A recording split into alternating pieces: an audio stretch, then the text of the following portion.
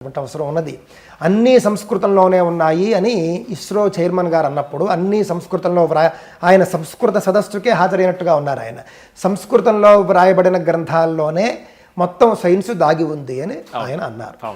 దానికి వీళ్ళు 1కి 100 చేర్చి రకరకాలుగా మాట్లాడారు.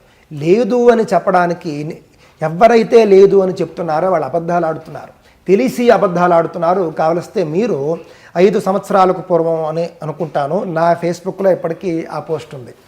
అదేమిటంటే ఢిల్లీలో ఒక సర్జరీ జరిగింది. ఆ సర్జరీకి సంబంధించినటువంటి వార్త తరువాతి రోజు అన్ని పేపర్లలోనూ కూడా ప్రధాన శీర్షికల్లో వచ్చేయింది. సుశ్రుతుడే దిక్కయ్యాడు అని దానికి టైటిల్.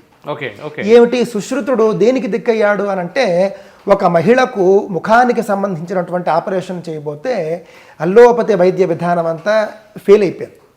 ఫెయిల్ అయిపోయినప్పుడు ఇంకా వాళ్ళకి ఏం చేయాలో తోచక సుశ్రుతుడు చెప్పినటువంటి ప్రాచీన విధానంలో ఆపరేషన్ చేసి సక్సెస్ అయ్యారు. కావున మరి సుశ్రుతుడు ఎందుకు దిక్కయ్యాడు?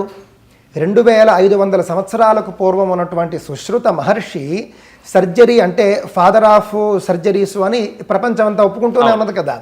మరి సుశ్రుత సంహిత సంస్కృతంలో ఉందా లేదా?